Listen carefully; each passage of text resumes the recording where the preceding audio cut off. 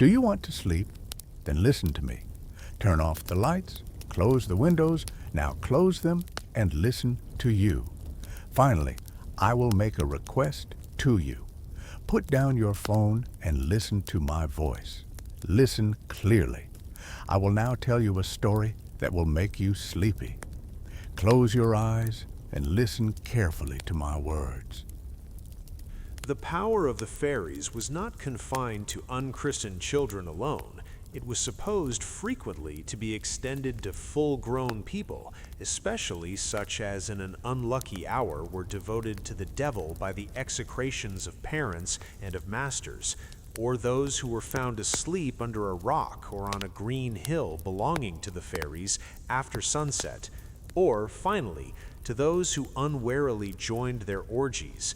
A tradition existed during the 17th century concerning an ancestor of the noble family of Duffers who, walking abroad in the fields near to his own house, was suddenly carried away and found the next day at Paris in the French king's cellar with a silver cup in his hand.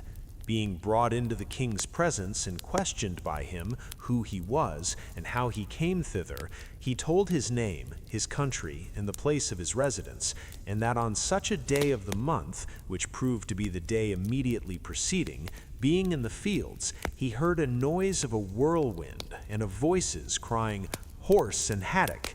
This is the word which the fairies are said to use when they remove from any place.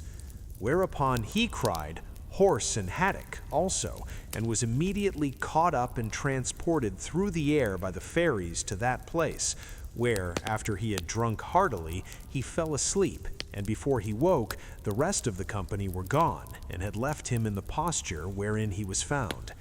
It is said the king gave him a cup which was found in his hand, and dismissed him.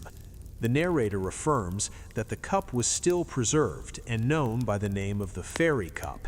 He adds that Mr. Steward, tutor to the then Lord Duffers, had informed him that when a boy at the School of Forest, he and his schoolfellows were once upon a time whipping their tops in the churchyard before the door of the church, when, though the day was calm, they heard a noise of a wind, and at some distance saw the small dust begin to rise and turn round, which motion continued advancing till it came to the place where they were, whereupon they began to bless themselves.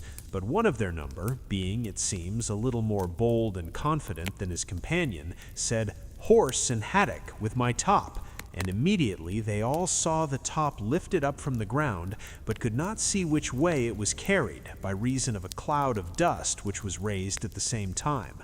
They sought for the top all about the place where it was taken up, but in vain, and it was found afterwards in the churchyard on the other side of the church. This legend is contained in a letter from a learned gentleman in Scotland to Mr. Aubrey, dated 15th March, 1695, published in Aubrey's Miscellanies. In the latter end of autumn of 18, I set out by myself on an excursion over the northern part of Scotland, and during that time my chief amusement was to observe the little changes of manners, language, etc. in the different districts. After having viewed on my return the principal curiosities in Buchan, I made a little alehouse or public my headquarters for the night. Having discussed my supper in solitude, I called up mine host to enable me to discuss my bottle and to give me a statistical account of the country around me. Seated in the blue end and well supplied with the homely but satisfying luxuries which the place afforded, I was in an excellent mood for enjoying the communicativeness of my landlord, and after speaking about the cave of Slains, the state of the crops, and the neighbouring Franklands, edged him by degrees to speak about the Abbey of Deer, an interesting ruin which I had examined in the course of the day, formerly the stronghold of the once powerful family of Cummin. "It's doubtless a bonny place about the Abbey," said he, but naething like what it was when the great Sir James the Rose came to hide the Buchan woods wi' all the Grahams rampaging at his tail. Whilk you that's a book-learned man 'll have read of, and maybe you'll have heard of the Saugan Bush where he foregathered with his Jo, or Abelins ye may have seen it, for it's standing yet just at the corner of Gocket Jamie Jameson's peat stack. Aye, aye, the Abbey was a brave place once, but all thing, ye ken, comes till an end. So saying, he nodded to me and brought his glass to an end.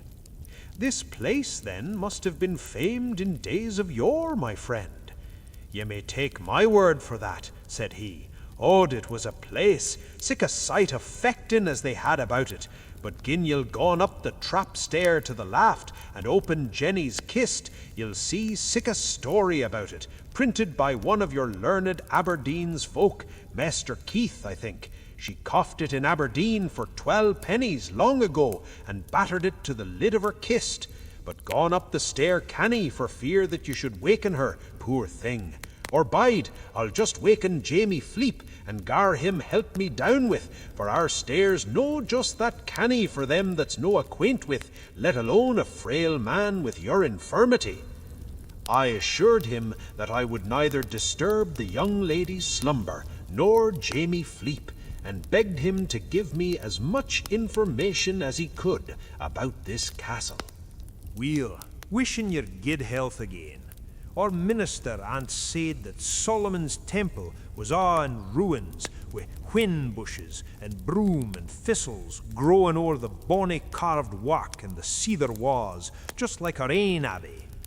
Noo, I judged that the Abbey of Deer was just the marrow of it, or the minister wadna ha said that. But when it was bigot, Lord Cain's, for I dinna, it was just as ye see it, lang afore your honour was born, and Abelins, as the byword says, maybe so after you're hanged. But that's neither here nor there. The Cummins of Buchan were a dour and surly race, and for a fearful time none near hand nor far away could ding them, and yet mony an ane tried it. The folk on their ain land leeked them well enough, but the Crawfords and the Grahams and the Mars and the Lovets were aye trying to comb them against the hair, and mony a weary kempin had they with them. But some way or other they could never ding them, and folks said that they gaed and learned the black art for the Pope of Rome, who I myself heard the minister say had I a colleague with the old chiel. I dinna ken fu it was, in the tale of the day, the hale country raise up against them and besiege them in the Abbey of Deer. You'll see, my friend, by this time mine host considered me as one of his cronies. Though we call it the Abbey, it had nothing to do with papistry. Nah, no so bad as all that either, but just a noble's castle, where they keep its soldiers gown about in iron and scarlet, with their swords and guns and bagnets and sentry boxes like the local militia in the barracks of Aberdeen. Well, you see, they surrounded the castle, and lang did they besiege it, but there was a vast a meat in the castle, and the Buchan folk fought like the verra deil. They took their horse through a miscellaneous passage, half a mile long, aneath the hill of Saplinbrae, and watered them in the burn of Pulmer.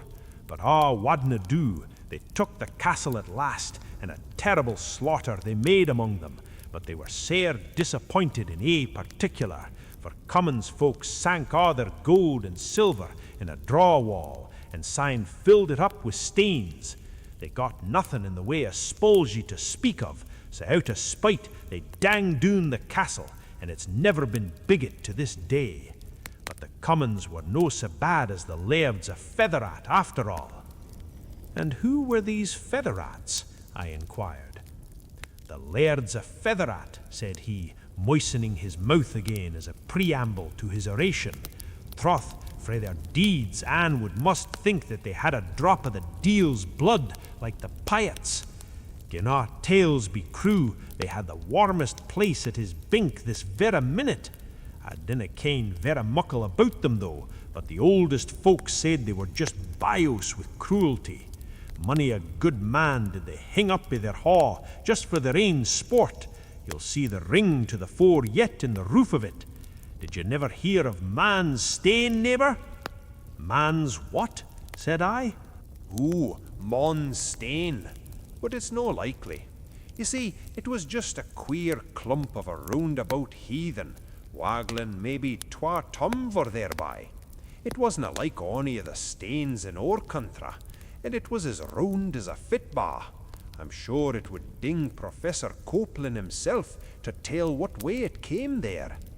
Noo, folk I thought there was something uncanny about it, and some gaed the length of saying that the deil used to bake gingerbread upon it.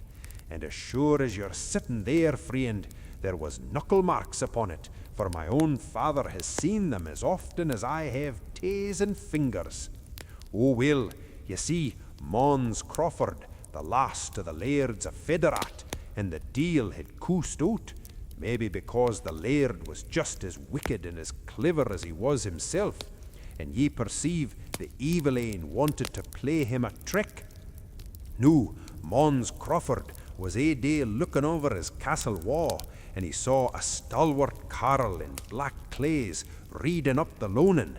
He stopped at this chucky of a stane, and louting himself, he took it up in his arms and lifted it 3 times to his saddle bow. In sign he rade away out of sight, never coming near the castle, as Mons thought he would have done.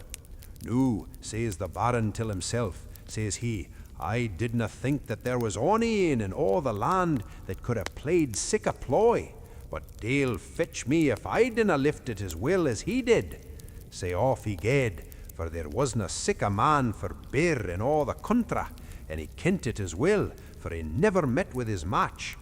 Well, he tried and tugged, and better than tugged at the stane, but he couldna mudge it ava, and when he looked about, he saw a man at his ilbook, all smeared with smiddy coom, snitering and laughing at him. The laird damned him, and bade him lift it, whilk he did as gin it had been a little pinnin.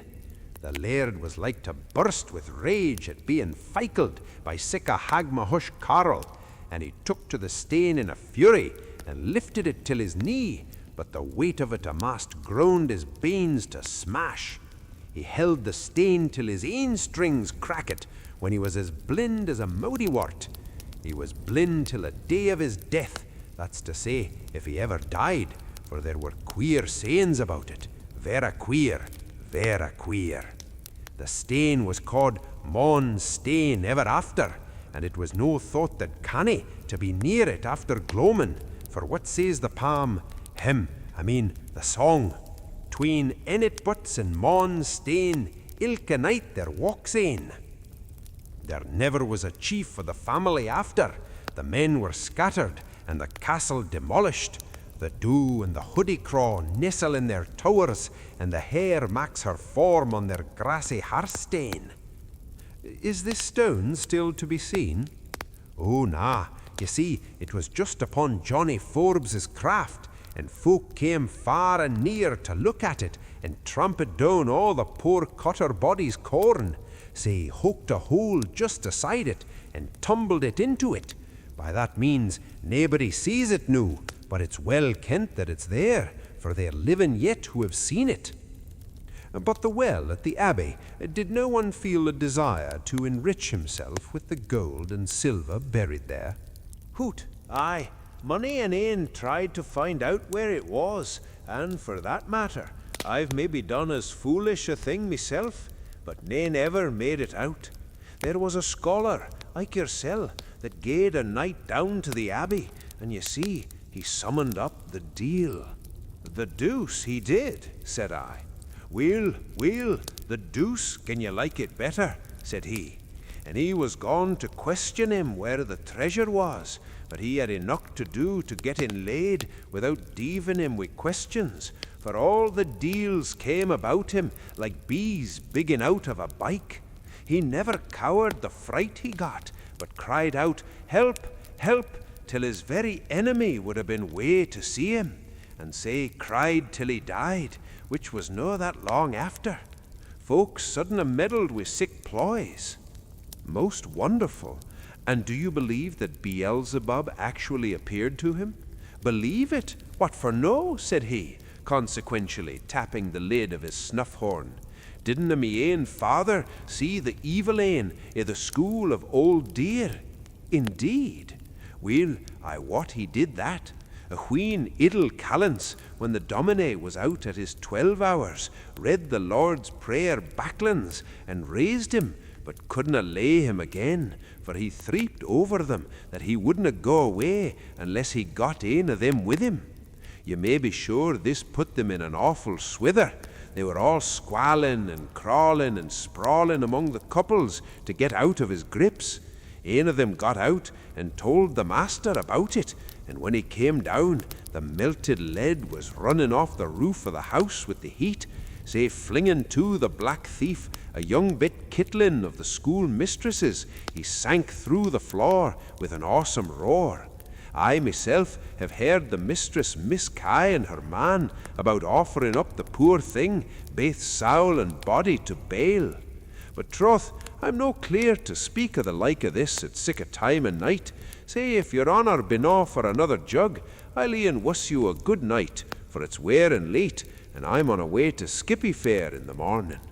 I assented to this, and quickly lost in sleep the remembrance of all these tales of the olden times. The Scottish Brownie formed a class of being distinct in habit and disposition from the freakish and mischievous elves. He was meagre, shaggy, and wild in his appearance. Thus, Cleland, in his satire against the Highlanders, compares them to fawns or brownies, if ye will, or satyrs come from Atlas Hill. In the daytime, he lurked in remote recesses of the old houses which he delighted to haunt, and in the night sedulously employed himself in discharging any laborious task which he thought might be acceptable to the family to whose service he had devoted himself. But the Brownie does not drudge from the hope of recompense. On the contrary, so delicate is his attachment that the offer of reward, but particularly of food, infallibly occasions his disappearance forever. It is told of a Brownie who haunted a border family now extinct, that the lady having fallen unexpectedly ill, and the servant who was ordered to ride to Jedburgh for the sage femme showing no great alertness in setting out, the familiar spirit slipped on the great coat of the lingering domestic, rode to the town on the laird's best horse, and returned with the midwife en croupe. During the short space of his absence, the Tweed, which they must necessarily ford, rose to a dangerous height. Brownie, who transported his charge with all the rapidity of the ghostly lover of Lenore, was not to be stopped by the obstacle. He plunged in with the terrified old lady and landed her in safety where her services were wanted. Having put the horse into the stable, where it was afterwards found in a woeful plight, he proceeded to the room of the servant whose duty he had discharged, and finding him just in the act of drawing on his boots, he administered to him a most merciless drubbing with his own horsewhip. Such an important service excited the gratitude of the laird, who, understanding that Brownie had been heard to express a wish to have a green coat, ordered a vestment of the color to be made and left in his haunts. Brownie took away the green coat, but was never seen more. We may suppose that, tired of his domestic drudgery, he went in his new livery to join the Fairies. The last Brownie known in Ettrick Forest resided in Bodsbeck, a wild and solitary spot near the head of Moffat Water, where he exercised his functions undisturbed till the scrupulous devotion of an old lady induced her to hear him away, as it was termed, by placing in his haunt a porringer of milk and a piece of money. After receiving this hint to depart, he was heard the whole night to howl and cry, "Farewell to bonny Bodsbeck," which he was compelled to abandon forever. Though my mind's not hoodwinked with rustic marvels, I do think there are more things in the grove, the air, the flood, yea, and the charnelled earth than what wise man, who walks so proud as if his form alone filled the wide temple of the universe, will let a frail mind say. I'd write to the creed of the sagest head alive, that fearful forms, holy or reprobate, do page men's heels, that shapes too horrid for our gaze stand o'er the murderer's dust, and for revenge glare up, even till the stars weep fire for very pity. Along the sea of Solway, romantic on the Scottish side, with its woodland, its bays, its cliffs and headlands, and interesting on the English side, with its many beautiful towns with their shadows on the water, rich pastures, safe harbors, and numerous ships, there still linger many traditional stories of a maritime nature, most of them connected with superstitions singularly wild and unusual. To the curious, these tales afford a rich fund of entertainment from the many diversities of the same story, some dry and barren and stripped of all the embellishments of poetry, others dressed out in all the riches of a superstitious belief and haunted imagination.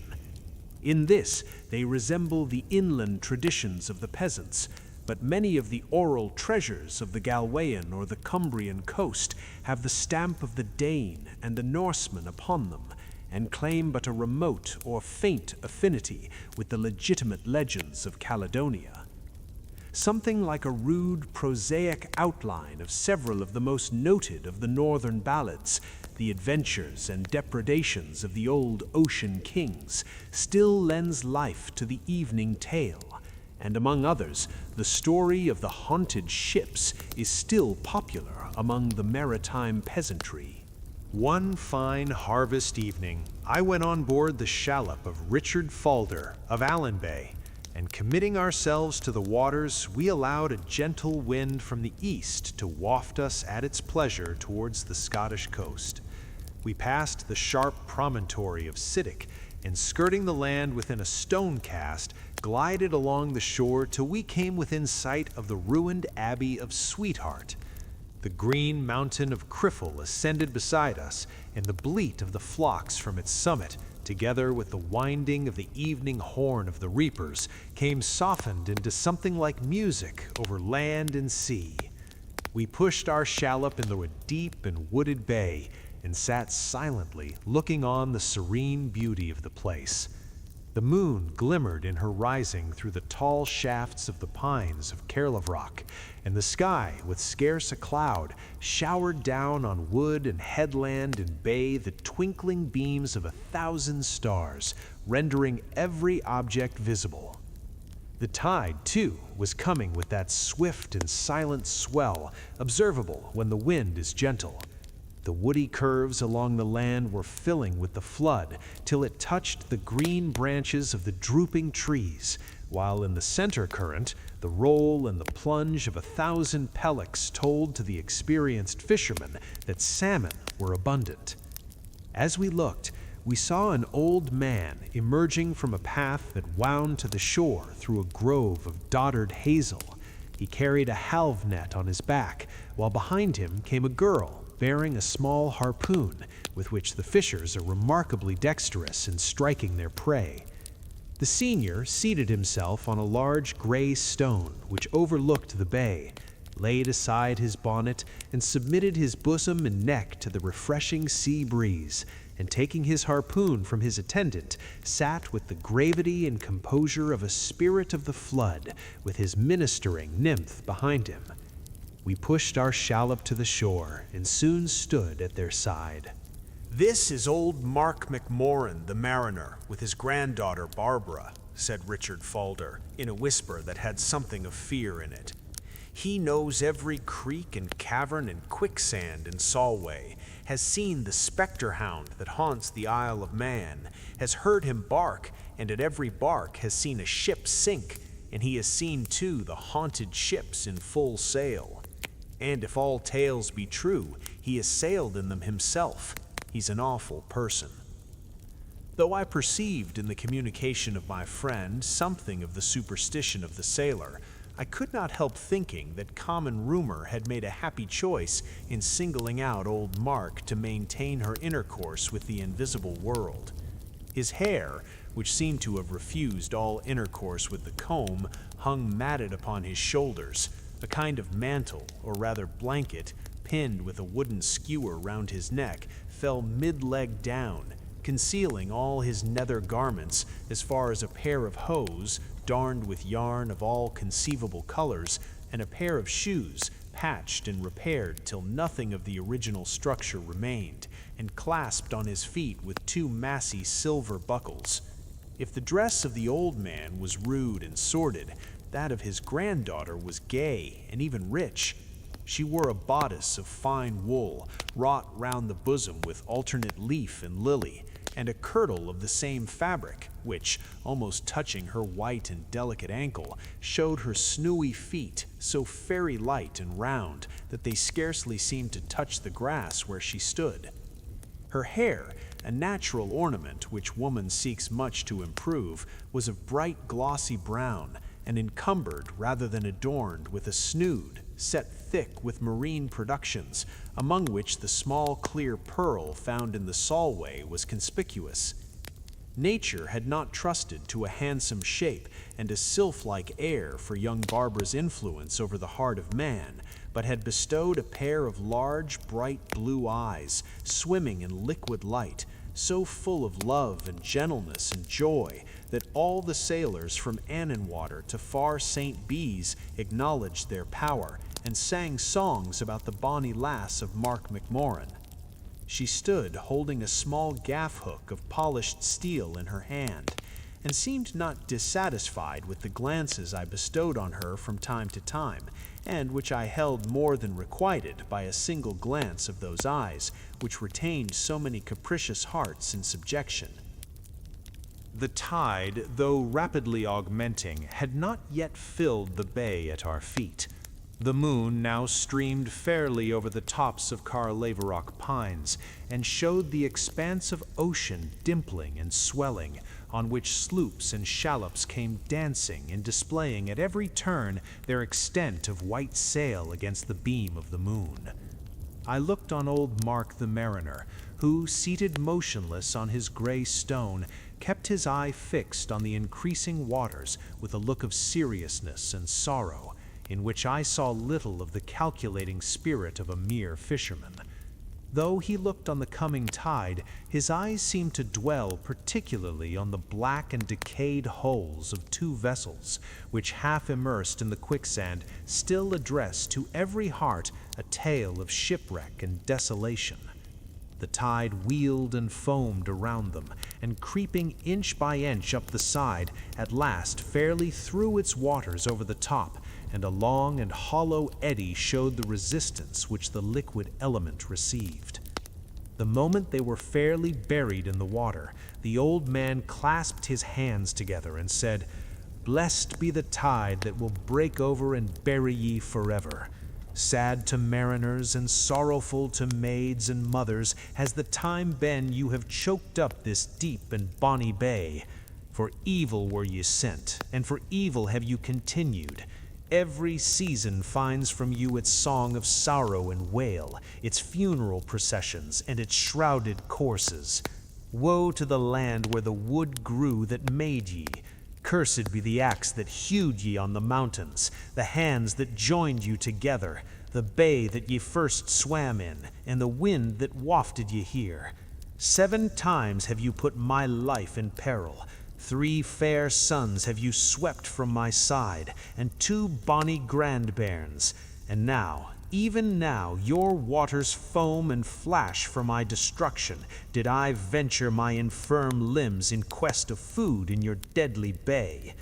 I see by that ripple and that foam, and hear by the sound and singing of your surge, that ye yearn for another victim, but it shall not be me nor mine." Even as the old mariner addressed himself to the wrecked ships, a young man appeared at the southern extremity of the bay, holding his half-net in his hand and hastening into the current.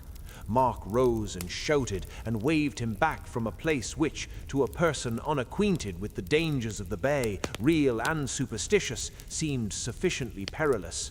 His granddaughter, too, added her voice to his and waved her white hands. But the more they strove, the faster advanced the peasant, till he stood to his middle in the water, while the tide increased every moment in depth and strength. "Andrew, Andrew," cried the young woman, in a voice quavering with emotion. "Turn, turn, I tell you. Oh, the ships, the haunted ships!" But the appearance of a fine run of fish had more influence with the peasant than the voice of bonny Barbara, and forward he dashed, net in hand. In a moment he was borne off his feet and mingled like foam with the water, and hurried towards the fatal eddies which whirled and roared round the sunken ships. But he was a powerful young man and an expert swimmer. He seized on one of the projecting ribs of the nearest hulk, and clinging to it with the grasp of despair, uttered yell after yell, sustaining himself against the prodigious rush of the current. From a shieling of turf and straw, within the pitch of a bar from the spot where we stood, came out an old woman bent with age and leaning on a crutch. "I had the voice of that lad Andrew Lammy. Can the chield be drownin' that he stirls sae uncannily?" said the old woman, seating herself on the ground and looking earnestly at the water. "Oh, aye," she continued, he's doomed. Heart and hand can never save him. Boats, ropes, and man's strength and wit, all vain. He's doomed. By this time I had thrown myself into the shallop, followed reluctantly by Richard Falder, over whose courage and kindness of heart superstition had great power, and with one push from the shore and some exertion in sculling, we came within a quoit cast of the unfortunate fisherman. He stayed not to profit by our aid, for when he perceived us near, he uttered a piercing shriek of joy and bounded towards us through the agitated element the full length of an oar. I saw him for a second on the surface of the water, but the eddying current sucked him down, and all I ever beheld of him again was his hand held above the flood and clutching in agony at some imaginary aid. I sat gazing in horror on the vacant sea before us. But a breathing time before, a human being, full of youth and strength and hope, was there. His cries were still ringing in my ears and echoing in the woods. And now nothing was seen or heard save the turbulent expanse of water and the sound of its chafing on the shores. We pushed back our shallop and resumed our station on the cliff beside the old mariner and his descendant. "Wherefore sought ye to peril your own lives fruitlessly," said Mark, "in attempting to save the doomed? Whoso touches those infernal ships never survives to tell the tale. Woe to the man who is found nigh them at midnight, when the tide has subsided, and they arise in their former beauty, with forecastle and deck and sail and pennon and shroud. Then is seen the streaming of lights along the water from their cabin windows, and then is heard the sound of mirth and the clamor of tongues, and the infernal whoop and halloo and song ringing far and wide. Woe to the man who comes nigh them." To all this, my Allen Bay companion listened with a breathless attention. I felt something touched with a superstition to which I partly believed I had seen one victim offered up, and I inquired of the old mariner, how and when came these haunted ships there?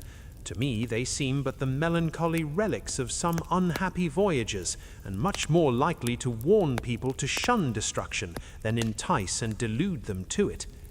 "And so," said the old man with a smile which had more of sorrow in it than of mirth, "and so, young man, these black and shattered hulks seem to the eye of the multitude. But things are not what they seem. That water, a kind and convenient servant to the wants of man, which seems so smooth and so dimpling and so gentle, has swallowed up a human soul even now, and the place which it covers, so fair and so level, is a faithless quicksand out of which none escape. Things are otherwise than they seem. Had you lived as long as I have had the sorrow to live, had you seen the storms and braved the perils and endured the distresses which have befallen me, had you sat gazing out on the dreary ocean at midnight on a haunted coast, had you seen comrade after comrade, brother after brother, and son after son swept away by the merciless ocean from your very side, had you seen the shapes of friends doomed to the wave and the quicksand appearing to you in the dreams and visions of the night, then would your mind have been prepared for crediting the maritime legends of mariners, and the 2 haunted Danish ships would have had their terrors for you, as they have for all who sojourn on this coast. Of the time and the cause of their destruction, continued the old man, I know nothing certain. They have stood as you have seen them for uncounted time, and while all other ships wrecked on this unhappy coast have gone to pieces and rotted and sunk away in a few years, these 2 haunted hulks have neither sunk in the quicksand, nor has a single spar or board been displaced. Maritime legend says that 2 ships of Denmark, having had permission for a time to work deeds of darkness and dolour on the deep, were at last condemned to the whirlpool and the sunken rock, and were wrecked in this bonny bay as a sign to seamen to be gentle and devout. The night when they were lost was a harvest evening of uncommon mildness and beauty. The sun had newly set, the moon came brighter and brighter out, and the reapers, laying their sickles at the root of the standing corn, stood on rock and bank, looking at the increasing magnitude of the waters, for sea and land were visible from St. Bees to Barnharrie. The sails of 2 vessels were soon seen bent for the Scottish coast, and with a speed outrunning the swiftest ship, they approached the dangerous quicksands and headland of Boren Point. On the deck of the foremost ship not a living soul was seen or shape, unless something in darkness and form resembling a human shadow could be called a shape, which flitted from extremity to extremity of the ship with the appearance of trimming the sails and directing the vessel's course. But the decks of its companion were crowded with human shapes. The captain and mate and sailor and cabin boy all seemed there, and from them the sound of mirth and minstrelsy echoed over land and water. The coast which they skirted along was one of extreme danger, and the reapers shouted to warn them to beware of sandbank and rock, but of this friendly counsel no notice was taken, except that a large and famished dog which sat on the prow answered every shout with a long, loud, and melancholy howl. The deep sandbank of Carsethorn was expected to arrest the career of these desperate navigators, but they passed with the celerity of waterfowl over an obstruction which had wrecked many pretty ships. Old men shook their heads and departed, saying, "We have seen the fiend sailing in a bottomless ship. Let us go home and pray." But one young and wilful man said, "Fiend? I'll warrant it's nae fiend, but douce Janet Withershins, the witch, holding a carouse with some of her Cumberland cummers, and mickle red wine will be spilt atween them. Dod, I would gladly have a toothful. I'll warrant it's nane o' your cauld sour sleigh water, like a bottle of Bailey Skrinky's port, but right drop o' my heart's blood stuff that would waken a body out of their last linen. I wonder where the cummers will anchor their craft. And I'll vow," said another rustic, "the wine they quaff is none of your visionary drink, such as a drouthy body has dished out to his lips in a dream. Nor is it shadowy and unsubstantial like the vessels they sail in, which are made out of a cockle shell or a cast-off slipper, or the paring of a seaman's right thumbnail. I once got a hansel out of a witch's quay myself, old Marian Mathers of Dustyfoot, whom they tried to bury in the old kirky yard of Dunscore, but the cummer raise as fast as they laid her down, and naewhere else would she lie but in the bonny green kirkyard of Keir, among douce and sponsible folk. So I'll vow that the wine of a witch's cup is as fell liquor as ever did a kindly turn to a poor man's heart. And be they fiends or be they witches. If they have red wine austere, I'll risk a druket sark for a glorious tout on it. Silence, ye sinners, said the minister's son of a neighbouring parish, who united in his own person his father's lack of devotion with his mother's love of liquor. Whist, speak as if ye had the fear of something holy before ye. Let the vessels run their own way to destruction. Who can stay the eastern wind and the current of the Solway Sea? I can find ye scripture warrant for that. So let them try their strength on Blahooley rocks and their might on the broad quicksand. There's a surf running there would knock the ribs together of a galley built by the imps of the pit and commanded by the Prince of Darkness. Bonnily and bravely they sail away there, but before the blast blows by they'll be wrecked, and red wine and strong brandy will be rife as dyke water, and we'll drink the health of bonny Belle Blackness out of her left foot slipper. The speech of the young profligate was applauded by several of his companions, and away they flew to the Bay of Blawooley, from whence they never returned. The two vessels were observed all at once to stop in the bosom of the bay, on the spot where their hulls now appear. The mirth and the minstrelsy waxed louder than ever, and the forms of maidens with instruments of music and wine cups in their hands thronged the decks. A boat was lowered, and the same shadowy pilot who conducted the ships made it start towards the shore with the rapidity of lightning, and its head knocked against the bank where the four young men stood, who longed for the unblessed drink. They leaped in with a laugh, and with a laugh were they welcomed on deck. Wine cups were given to each, and as they raised them to their lips, the vessels melted away beneath their feet, and one loud shriek, mingled with laughter still louder, was heard over land and water for many miles.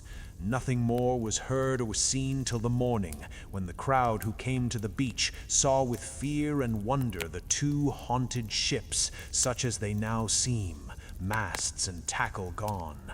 Nor mark nor sign by which their name, country, or destination could be known was left remaining. Such is the tradition of the mariners, and its truth has been attested by many families whose sons and whose fathers have been drowned in the haunted bay of Blawooley. In trow ye, said the old woman, who, attracted from her hut by the drowning cries of the young fisherman, had remained an auditor of the mariner's legend. In trow ye, Mark McMorrin, that the tale of the haunted ships is done. I can say no to that. Mickle have mine ears heard, but more mine eyes have witnessed since I came to dwell in this humble home by the side of the deep sea. I mind the night wheel. It was on Hallowmas Eve. The nuts were cracked, and the apples were eaten, and spell and charm were tried at my fireside, till, wearied from diving into the dark waves of futurity, the lads and lasses fairly took to the more visible blessings of kind words, tender clasps, and gentle courtship. Soft words in a maiden's ear, and a kindly kiss o'er lip were old-world matters to me, Mark McMorrin, though I mean not to say that I have been free of the folly of daunerin and daffin with a youth in my day, and keeping tryst with him in dark and lonely places. However, as I say, these times of enjoyment were past and gone with me. The mare's the pity that pleasure should fly sae fast away. And as I couldna make sport, I thought I should not mar any, so out I sauntered into the fresh cold air, and sat down behind that old oak, and looked abroad on the wide sea. I had mine ain sad thoughts, ye may think, at the time.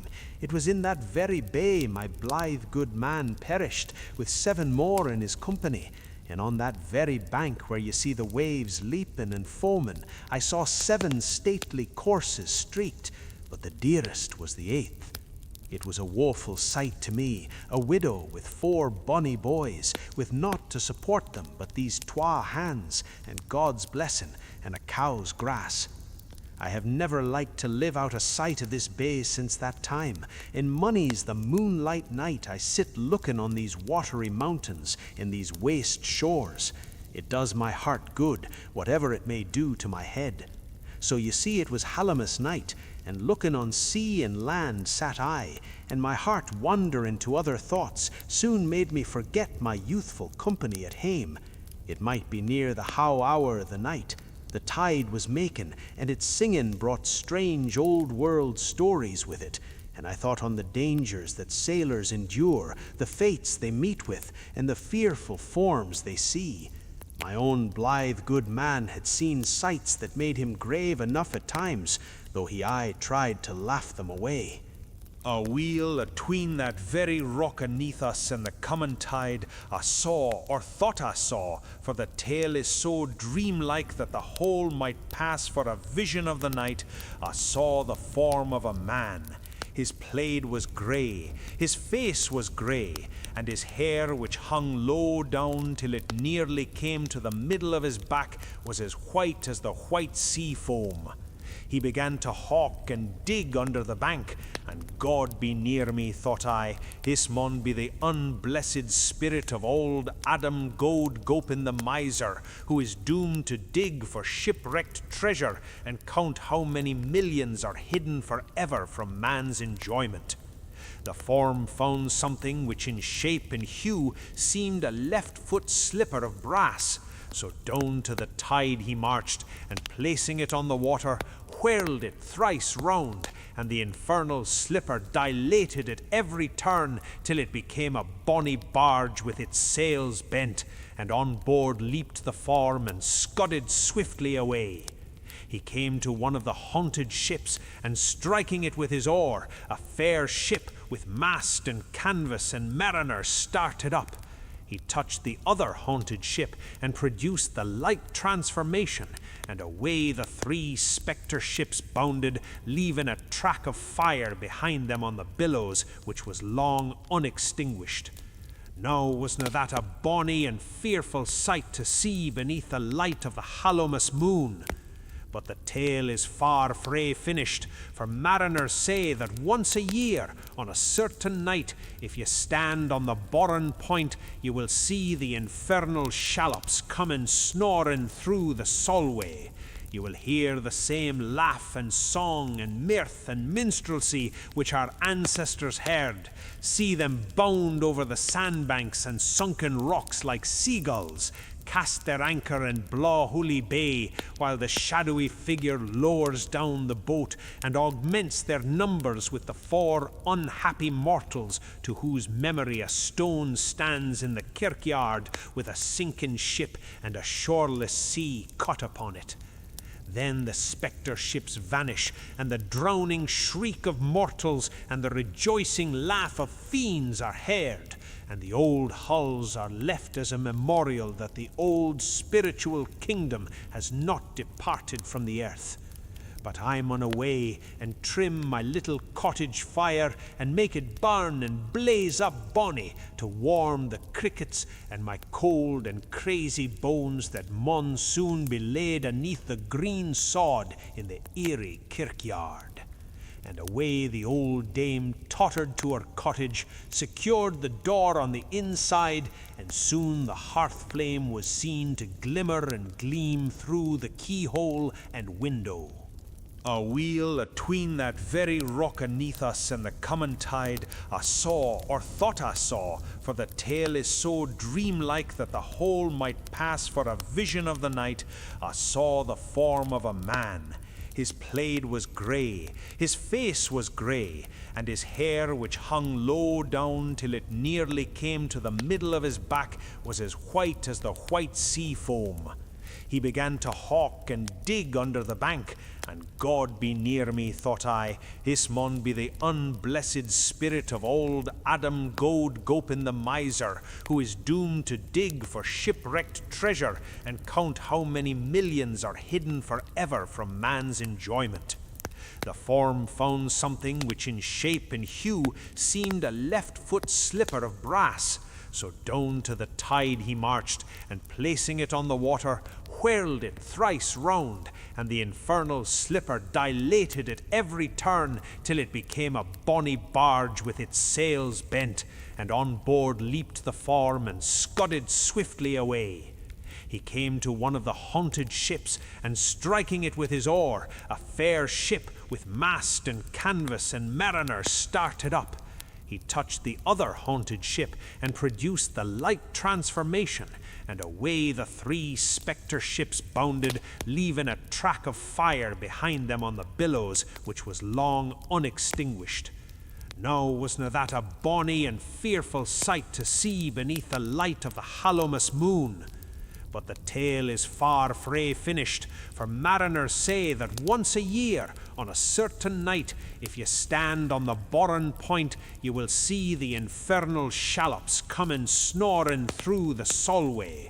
You will hear the same laugh and song and mirth and minstrelsy which our ancestors heard, see them bound over the sandbanks and sunken rocks like seagulls, cast their anchor in Blawhooly Bay, while the shadowy figure lowers down the boat and augments their numbers with the 4 unhappy mortals to whose memory a stone stands in the kirkyard with a sinking ship and a shoreless sea cut upon it.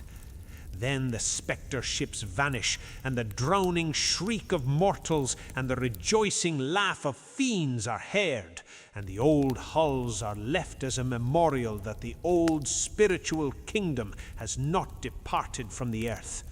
But I mun away and trim my little cottage fire and make it burn and blaze up bonny to warm the crickets and my cold and crazy bones that mun soon be laid aneath the green sod in the eerie kirkyard. And away the old dame tottered to her cottage, secured the door on the inside, and soon the hearth flame was seen to glimmer and gleam through the keyhole and window.